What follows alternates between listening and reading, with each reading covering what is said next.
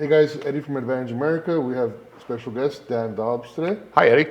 Tell us a little bit about yourself, Dan, for those that don't know you. I'm Daniel Dobbs. I publish a popular mortgage blog. It's located at danieldobbs.org. Danieldobbs.org. I get about 100,000 views on my newsletter a month. I publish 5 days out of the week. I get another 10,000 views on my website. If you Google Daniel Dobbs Mortgage Broker, you'll find I'm on the top of a lot of Google pages. Yeah. If you, Daniel Dobbs Mortgage Broker, Southern California. So Dan, how did you go from a loan originator to famous blogger? I was starving. It made it easy. I was starving, depressed, and out of work, getting a divorce. And like many people in 2007, our homes were all in foreclosure. Yeah. So my friends from college who actually were real writers, they actually get paid to write. They publish magazines. They've written comedy for Kelly Ripa and Night Court and Queen Latifah. They said, you've got to get your life back. Let's start blogging. We all went to college together in the newspaper, ran that, went to Cal State Fullerton. And, I didn't care really that I wasn't making much money because I was doing something I enjoyed and I didn't have to go somewhere. I didn't have to set up a room. I didn't have to take reservations. I could reach so many more people from my kitchen table, which is where I blog, with a hamburger and a bottle of beer. And, people, though, do comment there's a lot of typos, and there is, because this is how I type, despite 2 degrees in communications, including a journalism degree. And let me tell you, Grammarly is not... They're precise, but they're not flawless. So I think we've all gotten used to seeing a lot of typos, and I publish for real estate professionals. And the few clients that I've had over the years, going back to the 80s, when I used to publish my own newsletter, and fundamentally, people are, other industry professionals are a lot more tolerant of blogging style than the general public. Like for real estate agents that I've helped build their brand, I tell them, you've got to make this look like English literature. Because the general public, everyone thinks they're a writer. Everyone thinks they're Mark Twain. I know I'm not. Yeah. See, I'm a blogger. I tell you ideas. I link things. I don't expect anybody to believe what I say is the truth. So you get a lot of read in my blog, because people are scrolling on the phone and, financial information, you don't want just half the story. You want the entire story. So it may be 600 words. My longest post has been 1,300 words, and I had 8,500 readers. And how did they read the entire time? Probably not in one sitting. The other thing I break up the type with is a lot of blue text. And the reason I link is for 2 reasons. One is help breaks up the type. And the other one, nobody cares what I think, just ask my former spouse. She'll be happy. In fact, if anyone has a cell phone, we'll call them right here. And let me call Lana, and can we put her on the mic, and she'll tell her, nobody cares what I think. So my ex and I are actually great friends, and I just didn't want to move to San Francisco. So the important thing for me is to create value for the realtor, because that's my base. And I don't have any politics in my situation. I disdain all politicians. It's all about the money for them. Yeah. Whatever they have going on today, it can be tomorrow if they get a new donor. So I avoid all politicians. I remove all political affiliations. Obviously, at the governor, the word Newsom comes up a lot, yeah. But there's no big D, big R Republican Democratic designation. It's all about public policies. And it's all really about how to bring value to my realtor community, my readership. And I only give platforms to people that are valid. I don't come up with any cutesy ideas or things. Technology for agents, I do a lot of environmental stuff. Cleaner environments equal higher sales prices for homes, and they equal higher commission checks for agents and their MLOs. Yeah. So, no, I've been reading it, and it's a really simple read. It's not confusing, and I like how you link all your sources so you can go on and see the original articles, and you can tell you spend a lot of time. I do. Like developing the content and researching and talking to different sources. It's not just something that you copied and paste and sent it out to your readers. You spend a lot of time on it. I do, and I try to proof everything. You know, when I first started blogging, fortunately I had real estate agents who had mentored me in the 80s when I worked for the Bank of Yorba Linda. And I made the mistake one time of cutting and pasting a HUD press release. Now the truth is I was a little lazy, and I thought, well, why mess with HUD press release? Well, because they use the word minority. And I can tell you, I got some real feedback from my reading audience. That word should be eliminated from everyone's vocabulary. And the agent who was one of the first agents who really taught me how to interact with agents, introduced me to her clients and her little clique, she called me immediately and said, get rid of that word. And I said, well, what is the word? I've already realized get rid of the word. What is the word? Because this is what HUD says. Yeah. And she goes, the word is underserved community. And so that to me clicked that I write for the realtor community and for their clients. So everything to me is not about me. If I have an idea or an insight, I label it so. Yeah. And I do like linking to comical things on YouTube because you can get pretty bored after I've been writing. I spend 20 hours a week on my blog. It's usually about 4 hours a day because that's about 15 words a minute right here. Not to mention metacarpal tunnel. No, but you can tell it's a wide range of topics, and like you said, there's no agenda. There's no agenda. The current, state of the industry is, or interesting things that you feel that we should know. It's all been reported from different types of sources. One of the things that you've been hot on the news and we've all been talking about is the lawsuits, right?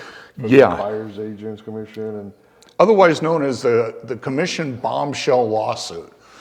And I bring a unique perspective, I think, to this because when I was as a young loan officer in the 80s and then early in the 90s, I also was a title rep because you could have both positions at that day. And I started teaching classes at Coastline Community College. I taught one at Saddleback on first-time buyers. And I used to enjoy going out to take apps in people's homes. That was, to me, what better way to earn a client's respect and their trust is to sit down at their kitchen table, look them in the eye, shake their hand, and say, may I please earn your business? The internet, I understand why the net is much more convenient, but it's robbed a lot of people of branding skills, if you would. Then the Coastlines, it's a one-night class or a one-afternoon class. Said, why don't you start teaching classes for sale by owner? I said, well, I'm not qualified to teach that. I'm a mortgage guy. I don't know how to fill out purchase contracts. And they said, have a guest speaker. Well, the easiest way to convert a for sale by owner to the agent's brand, to their contract, is just hand the home buyer or the home seller, because people showed up in one of two positions, and say, you're going to have to fill these out. And by the way, escrow is not going to help you at all. They're just not, because they're the escrow company. That's why. So all these people that had come in here and thought, oh, agents aren't, whatever biases they had on why agents weren't worth the money they were having to pay, like they were the mob, like agents were the mob. Yeah. Once they got the paperwork, and then I had a guest speaker to come in and say, okay, these are the disclosures, these are the liabilities. They were like, where do we sign up? Can you just give us a discount on the commission? Yeah.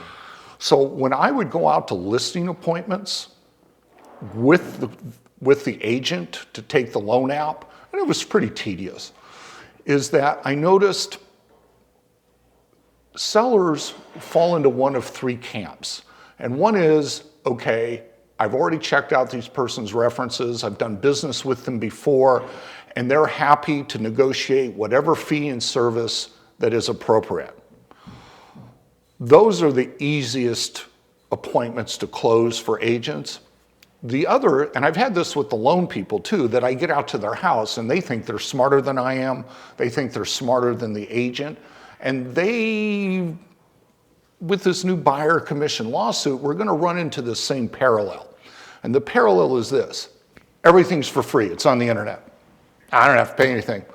Let the buyer bring their own agent. Let the buyer pay their own agent. My home is special. Let's just stick it on the market at 20% over the value just to see what happens. Well, here's what's going to happen. And I've watched agents methodically and ethically go through the chain of events.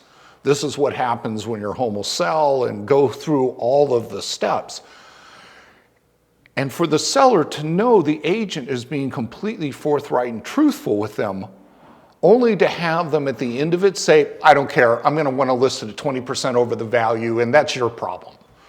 Well, we're going to have this now. If all buyer commissions are going to become negotiable, and this is not set in stone, I'll come back to this in a second, we're going to run into that same attitude. When I also taught this for solar by owner class, where I really hosted a forum, that I got buyers who were looking to only buy for sale by owners, and they would tell the seller, we're just going to come in and tell them, well, instead of $300,000, we're only going to offer you $290 because you're not going to pay an agent. Well, that's crazy. That's absolutely absurd. So we have a friend of ours that she famously says, "Oh, you're selling without selling." That's really what you were doing. Yeah. That's I'm going to show you how hard it is to then show you my value by showing you how hard this process is. That's what these classes that I taught, by the time, within an hour of gently ramping up to where I handed out the forms, the car forms at the time, they had sample, they couldn't be used, so we're not going to get in trouble with car. I ended up being waterboarded here with hot bleach. But fundamentally, these people only wanted to believe what's in their own best self-interest. And what I should say is their perceived best self-interest. And all it is about the money. And somehow, as I'm watching the media unfurl, one of the things I saw in the Wall Street Journal, owned by Rupert Murdoch's Fox News, they used the headline, bombshell lawsuit, and used the words real estate agent cartel. Now, I don't know about anybody else, but the word cartel, I don't think, in its application to the real estate industry, is very fair and balanced. I don't know, but you judge at home. So we're going to see the media. Inman also had, and Inman is the best blog to go. I get to draw a lot of stuff from Inman. If Inman's got it in there, I'm looking at it. The other stuff is the LA Times, the Wall Street Journal. I'm on about 20 news feeds a day, which is also why I'm on heavy medication. I've got the Xanax drip right here. If you look closely, there's not a lot of good news. But one of the things is Inman's that agents, homes with less commissions, agents steer buyers to homes with the highest commission. No, they don't. They absolutely don't, because here's why. The word steering in the real estate industry is a crime. It means taking a person of a protected class, race, creed, color, national religion, sexual identity, whatever, and steering them into a neighborhood that nobody wants them. That's steering. Inman was really bad on this. They should never have used this headline. Do agents and all salespeople showcase products and services that they have the highest rate of return? Yes, they do. Profit is not a four-letter word. But you don't have any responsibility to show every property unless there's a buyer's contract. And buyers never want to sign buyer's contracts.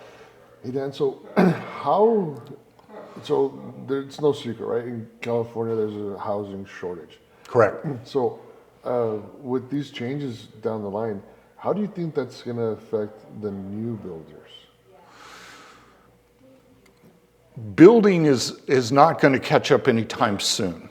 Okay, now starting January 1st, Governor Gav signed a bill that now allows you to hypothecate your ADU dwelling and sell that separately. Isn't that crazy? That's insane. I don't, I'm buying your converted garage. Boy, you got to really know your neighbors then, right? It doesn't have to even be a standalone ADU. Anything, the state is pushing hard for all these cities to build. So I'm not sure. I think builders will probably still pay buyer commissions. I think what these buyer commissions are going to do a lot is it's going to all of a sudden put pressure on net listings, where the seller, because they're right now in the driver's seat, and housing's not going to get any cheaper to build, supply chain issues, labor shortages, they're not building any more Pacific Oceans the last time I looked.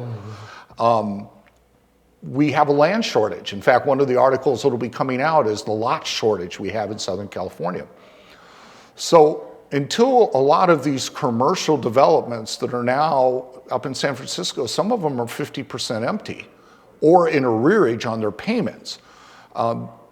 Until those commercial properties are either renovated or bulldozed and housing is put up, we're going to continue to have a housing shortage. Unfortunately, sellers may think that they don't have to pay a buyer broker commission. Well, you don't, but who's going to list your house? Well, they'll pay people to list, and here's the downside for the listing agent.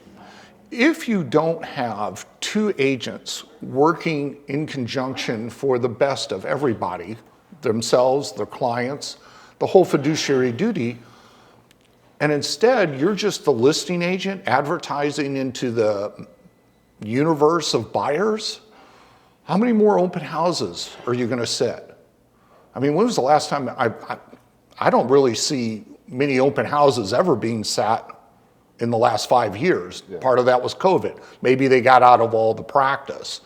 But things sell so fast that listing agents aren't having to show property a lot. They do a broker preview, maybe they do 1 or 2 open houses to suck in all the neighbors. Yeah. But all of a sudden, if you don't have people bringing a buyer to you, you may be finding you're stuck with that listing for a lot longer now. And then, so the way it's looking, I mean, these lawsuits are going to generate billions of dollars in payout. Yes. Okay. So how is that going to affect the real estate community? Inman has suggested, and there's several lawsuits. First of all, there's one in Canada going back 10 years. Okay, that doesn't affect us, but hey, if you think you got it bad, be glad you're not an agent in Canada. The lawsuit that's going on Sitzer, which is in Kansas City. I was born across the river from St. Louis. My family lives in the state of Missouri, as they like to call it. They venue shopped this for a reason. The lawyers just didn't pick the 8th District Federal Court they have some reason for that. There's also a Department of Justice lawsuit that's on appeal. What happened is Department of Justice in 2017 came up with an antitrust lawsuit. Where did this become criminal? Did somebody, is NAR out there sticking guns in people's ribs going, sign the listing contract? Because I don't think so.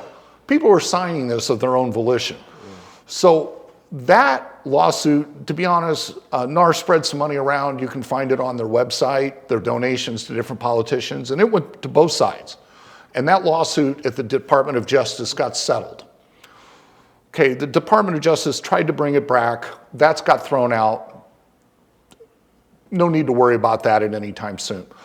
So the other lawsuits, you have Sitzer, Bonnet, and I believe it's pronounced Male or Merrily. And Inman is saying that it's up to $40 billion in liability, because with antitrust suit, you have the damages, and then it can be up to 3 times. Wow. And that's awarded by a jury. The verdict must be unanimous of the 12 jurors. There are also 2 alternates. So the money is only half of the issue. The other half of the issue is a change in industry practices.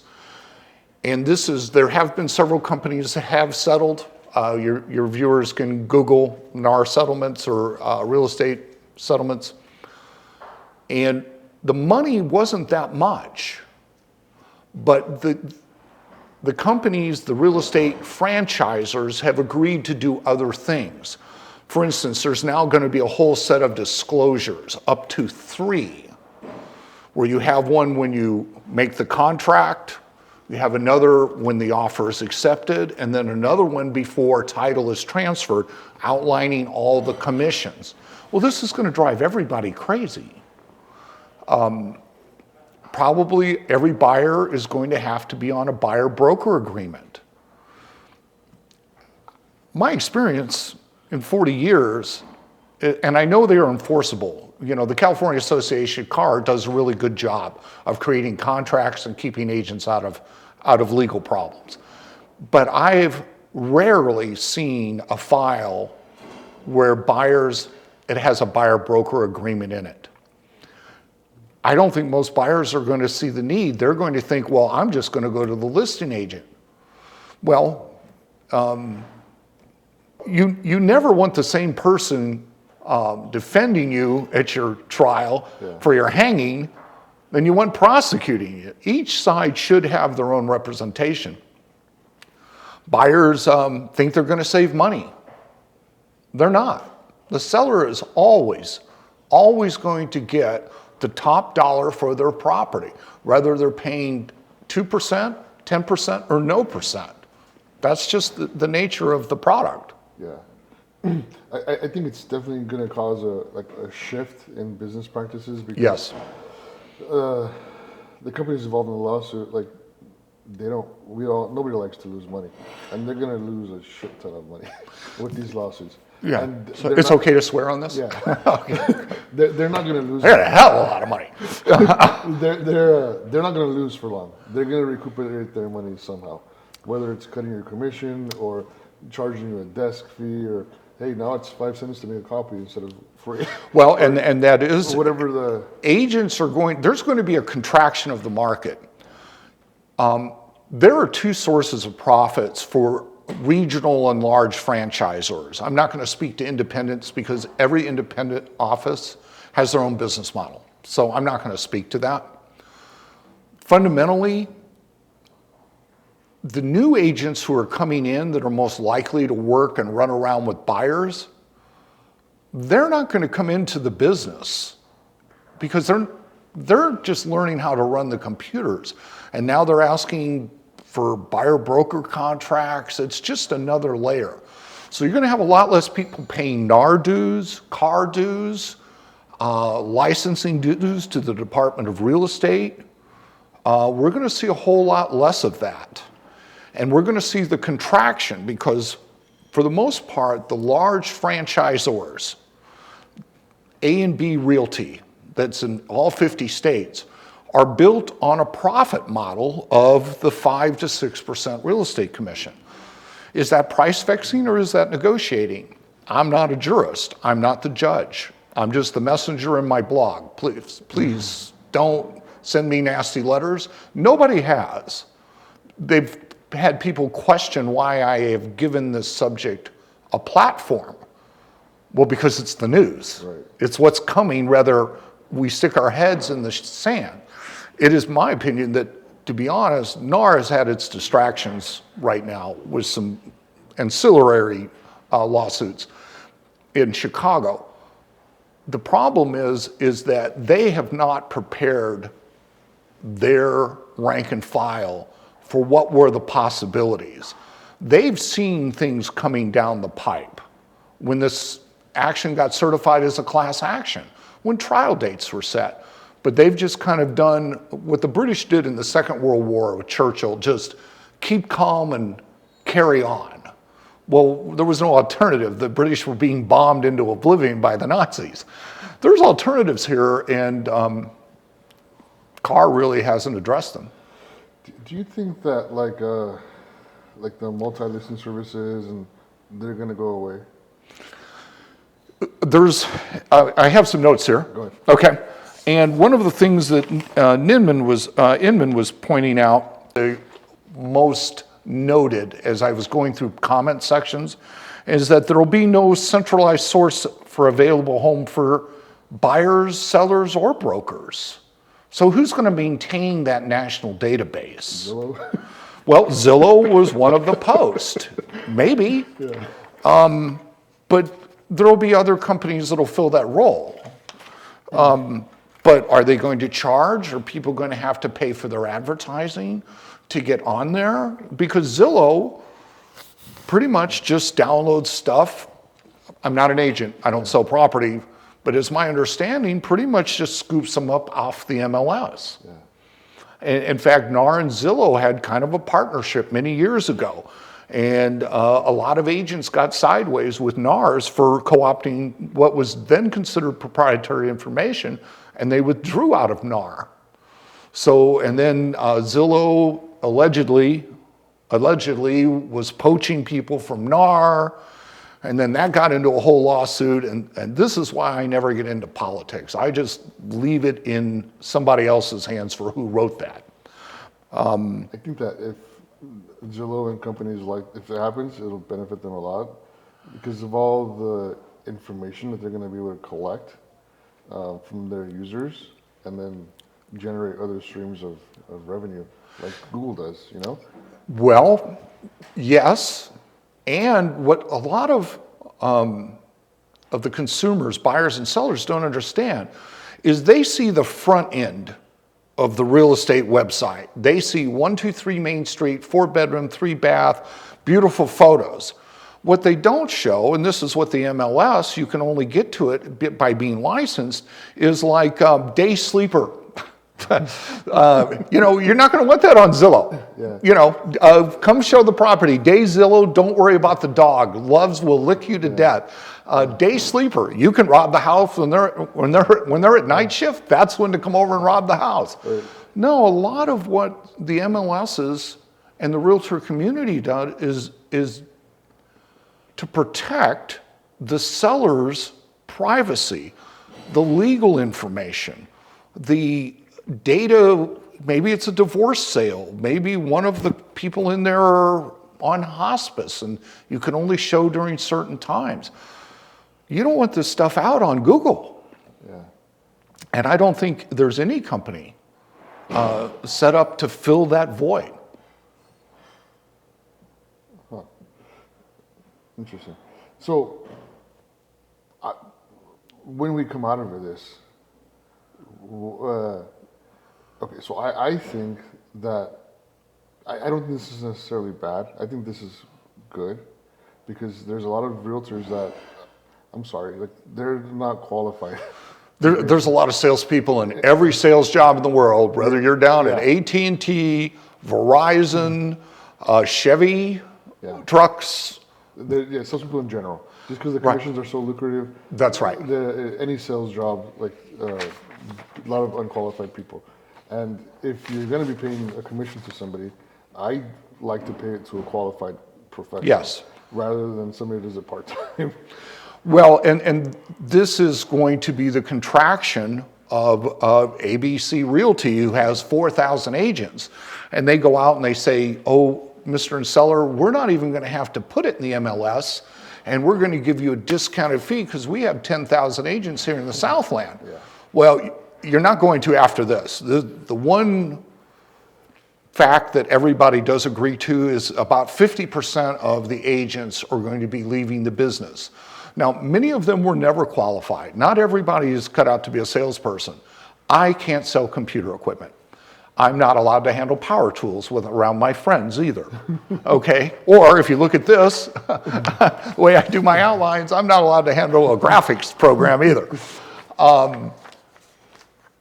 It's going to lead to a lot less people in the business, but franchisors also make a percentage off the training of their people. When I came in the 80s, every franchise pretty much did its own training. And at the time, Tarbell, by the way, 90-year-old company, outstanding company. I think they sold the last 20 branches up in near Lake Tahoe, but it was over for 90 years. And eventually just the family decided, we're going to sell out. There's a lot of money here. We don't want to become the real estate business. But they did all their own training from start to finish. Now it's mostly done at your local real estate board office. But then you also have the licensing schools. Well, what happens to them if half the new people that are coming in don't come in? Or they don't pay for the continuing ed?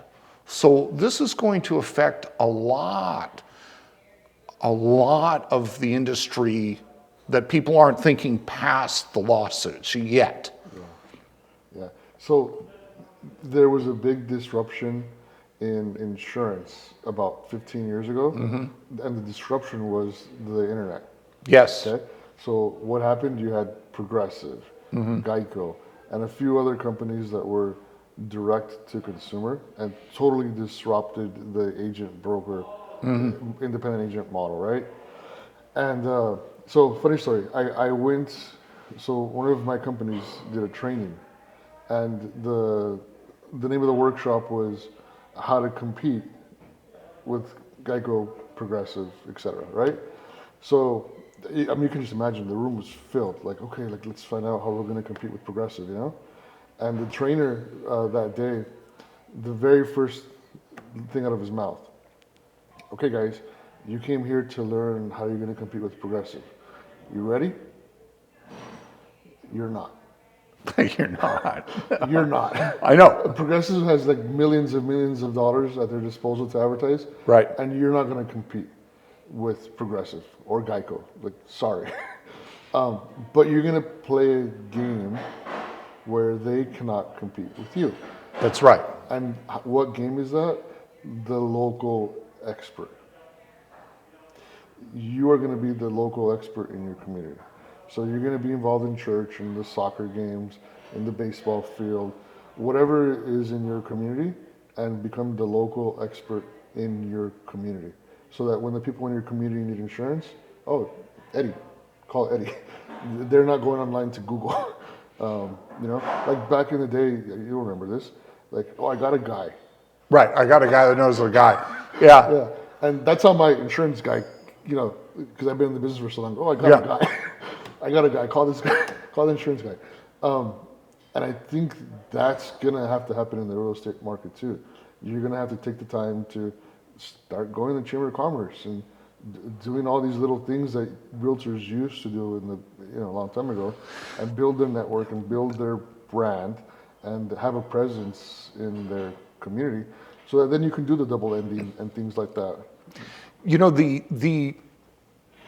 and I have Progressive, by the way, and they've been great. Yeah. You know, I call, I put my insurance card through the water in the wallet. You know, I'm fishing. I gotta get a new one. They send it right to me. So fundamentally, what realtors do, real estate agents and brokers, is you can't commoditize their service level. First of all, you have all the privacy issues that we covered before that you don't have with car insurance people. So would you really trust your lockbox number to Progressive Insurance's telemarketer? The answer is obviously not. So the other thing is, car insurance, if you make a bad investment, you're out a few $100. You cancel the policy, you get another one, whatever. You make a bad investment with your home, you buy a bad home, you don't do disclosures, whatever happens, that's your life asset, particularly here in Southern California. And my blog just virtually covers Southern California as far as real estate goes, because we're a market unto ourselves. Can I compete with the national lenders? No, I can't. But I have Fannie Mae. We get our money directly from Fannie Mae. Banks, they're all sitting on a bunch of 1% and 2% treasury bonds, and a lot of the large banks have pulled out of FHA and VA. Just call your local bank and say, I got a VA loan for you, how's that working for you? And the inbound telemarketing is like, VA, what does that mean? Is that a new video game? Oh, that's right, Call of Duty. Yeah, we don't do those loans. But I'm involved in, my family's military. Half of it are Navy, and the other half seem to be defense contractors. So growing up around the military, a large Air Force base during the Vietnam years, it was easy to work with veterans. And I've had a long relationship working with different Marine Corps units.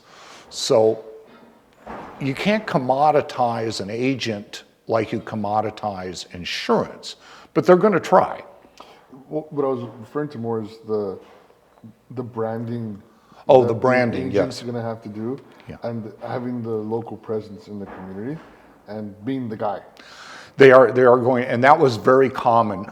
The agents that mentored me when I was young at the Bank of Yorba Linda. Like that was the reason why you would go to in-house visits, because you wanted to be the guy. I wanted to be the guy. You didn't want to be the guy in the call center. You wanted to be the guy. Right, and I'm still not going to be the guy at the call center. Let me tell you, my clients, my agents, right on my website, right on my newsletter is, you have my cell phone number for a reason, because I pick up. Yeah. And I have people call me and they go, you really do pick up? Oh yeah, I've signed loan docs at 4 a.m. in the morning, in loan applications. That's all I have to sell is service. Yeah. People with 50% down, they've already got a lender. I'm looking for the first-time home buyer, the veteran that's relocating, and I'm going out to their house. And I found that other loan agents, I didn't play golf, so that game was past me. 6 games was enough. So going out with agents on their appointments built me a clientele immediately. Yeah. Because agents knew that they could count on me to pick up the phone. Yeah. And back then, if you had the voicemail machine, if you had the phone machine, right, you could actually work out of the home and you didn't have to go to the bank. So funny story. So I've been in the insurance industry since I was 16 years old, since I could work. Mm-hmm. So that was 98, 99, and my first boss was 10 years older than me. So he was 26 and he was already the owner of his own agency. So I kind of looked up to the guy because it was like an older brother that I never had, and we became very close. So we were always not fight but argue, like, okay, what's next? What's the next step? Like, I'm young, I'm ambitious, like more, right? Yes. And then one day he sits me down, he's like, Eddie, like, that's it. No more. Like, I'm not giving you a better split. Like, that's it. There's no more. Like, that's it. And he's like, but I'll make a deal with you. One day soon here, I'm not going to be in this business, and I'll give you the first chance to buy it. And you save your money, and whatever you have, we'll work something out. Okay? And he's like, but I'm telling you right now, if I come visit you on a Tuesday and I hear that you're out playing golf, or if I come and there's a red Ferrari parked in front, I'm taking it away. Like, you work and you work until you're set, and then you pass it on, or whatever you're gonna do. Yeah. But I better not come here on a Tuesday and you're playing golf, or see a red Ferrari parked in front. I'm gonna be fucking pissed. Like, I'm taking it away. So those are the rules. I actually met he's still in the business, and he's the only person, one of the few people that I can actually say that is all around better than what I do. As far as understanding the macro thing, he doesn't blog. The blog is my niche with my comm degrees. But fundamentally, he taught me everything, and I sucked it up as a sponge. There were 6 of us, and I was the only one that stuck. And because I was driving limousines at night, trying to go to school during the day, I was 25 years old, trying to find what I'm going to do, how I fit into the world. And all of a sudden, this person says, hey, how would you like to be a loan officer? And I'm like, I don't even know how to spell mortgage. He goes, yeah, but I do. And you seem like you want to do something. He was actually in the limousine that I had driven him and his wife around for their anniversary. And that was a pretty good job going back in 1981 or so. It was after the Olympics. It was a great party time. You got a lot of good dates. You never had trouble getting dates because you had your boss's limo with another driver. Yeah. And I never looked back. I showed up at his office first thing. in my same tux, right? I had the tux clean. He goes, yeah, you don't wear that around here. Get a sports shirt and some slacks. You know, you're not working in the bank. You're working across the street with me. And that was it. And I did play golf, by the way, and I parred the first hole I ever played. 5 games later, I had never even come close to par. I parred the first hole, honest to God, in Brea on a par 3, and I thought, this is going to be the best source of business ever. Yeah, 5 games later, I should have just thrown the clubs in the water and said, me and Tiger, undefeated. Yeah, that game was way past me. But this is the branding that real estate agents are going to have to do. They can't rely on the internet now for leads. They just can't. Too many other companies are going to be, they're already competing for this space.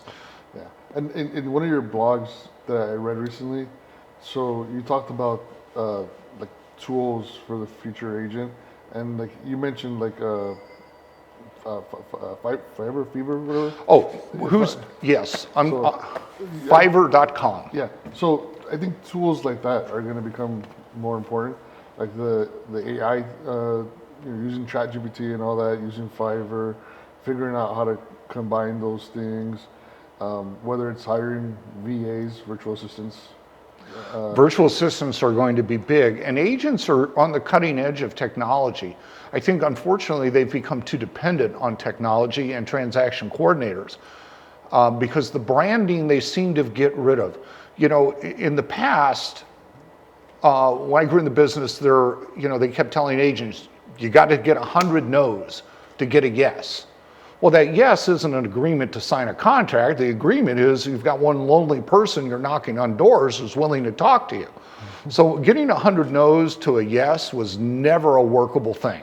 It promoted the franchisor, you're a free flyer dropper, but it wasn't good for the agent. What the agent has to learn to do is connect with their community.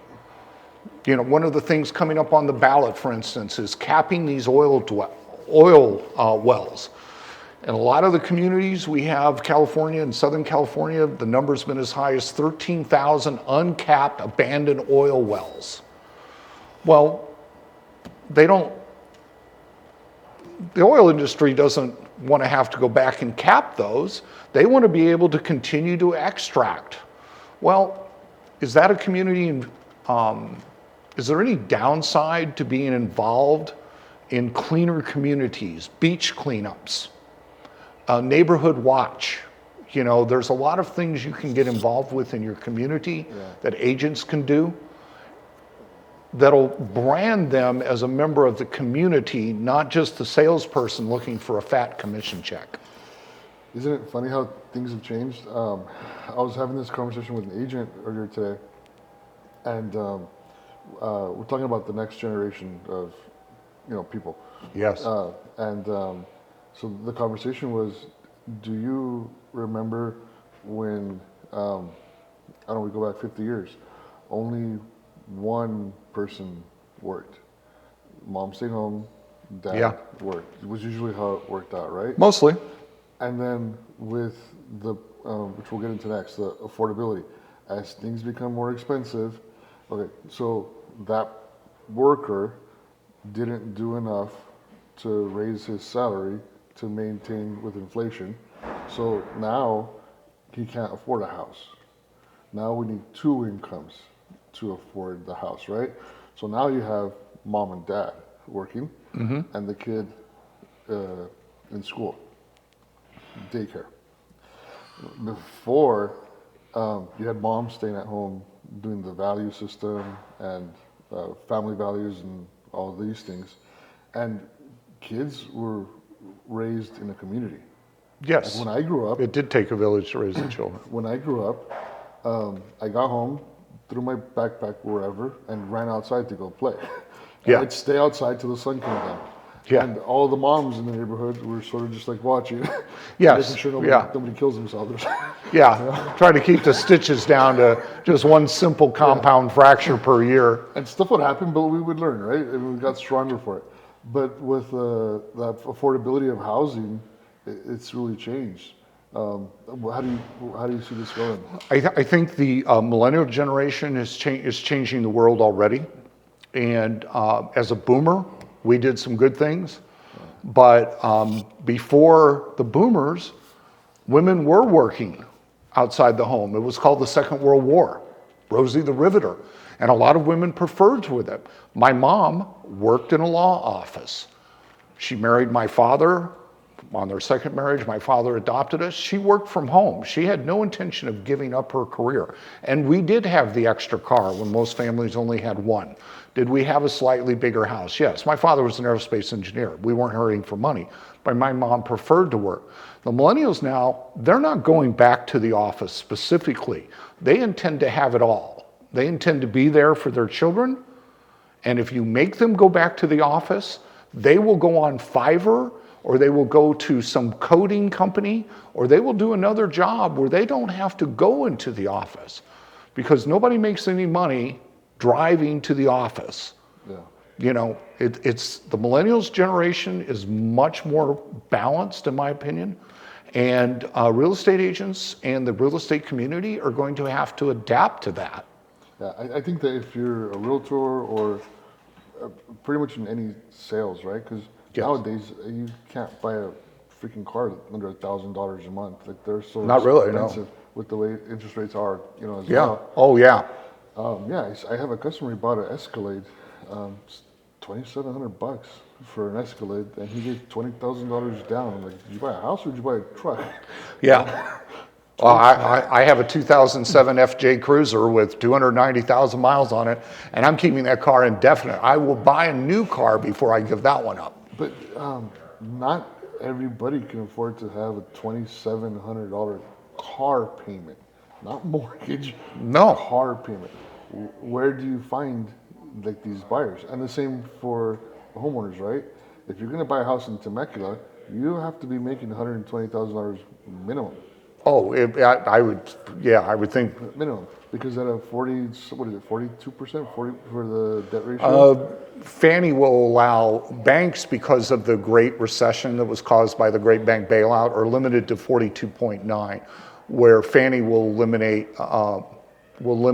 go up to 48.9. So at 10,000, we're talking about $5,000 mortgage.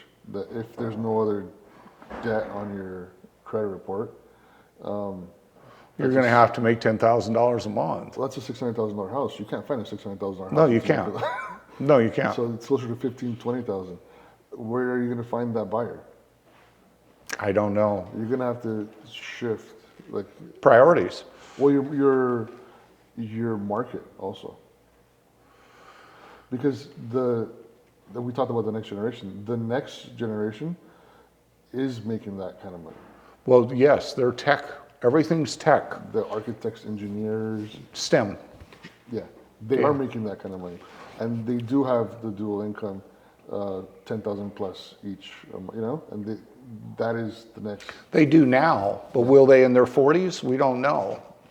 But if I'm a realtor, I have to figure out a way to tap into that younger market. Yeah. Well, and in sales in general, right? If I'm, of course, if I'm, you know, making $60,000 a year, I'm not buying an Escalade. Probably not. You know, I need to hire. No, this whole thing is going to change. The internet came in and changed our world, both good and not so good. But fundamentally, these lawsuits, these bombshell lawsuits that are now in the courts, they're going to throw this into chaos. And the only thing that I have spoken with my agents with is get a notary. Starting within the next 2 years, Californians will be able to do virtual notaries. It's still getting worked out, but Newsom signed the law this year. Loan docs are now $400 to sign. I used to go to all my clients because that's what the agent who were mentoring me expected. Make sure your loan docs are right. Go down there and spend 20 minutes with them. Make sure the name is right. Make sure your lender didn't screw them up. Go over the good faith estimate. Don't be on the golf course. And that was $50 was the notary. Well, now it's become a profit center for escrow companies. I'm not saying that's bad, but the agent should be notarizing. They can notarize their loan docs and pick up the $400 themselves. The other thing is, I would say agents who have where English is not necessarily their client's primary language. In the case of you speak Spanish, obviously, why would you not have get paid to interpret? I was hiring bilingual loan. In the last few years since COVID, they would come and go, just like everything else. It was hard for anybody to stick. Now, I would just rather hire an interpreter. And hiring a real estate agent who's an interpreter, all the better, who's better to understand and explain the loan documents. It's funny, I was watching this podcast, and so the guy's talking about his negotiating his salary, right? And he's asking his boss for a raise. And he's like, well, no, why would I give you a raise? He's like, well, because I'm bilingual. I speak English and Spanish, so I hit two demographics. He's like, no, that doesn't make sense, no. But in the example you're using, like, well, it's an extra fee, like, so yeah. Well, it's an extra profit center. I would rather just, I've had to have loan documents when money has come from overseas to be sent to the consulate to be translated, and it was like $200. So to me, it would be better, I would just rather hire real estate agents and pay them to interpret.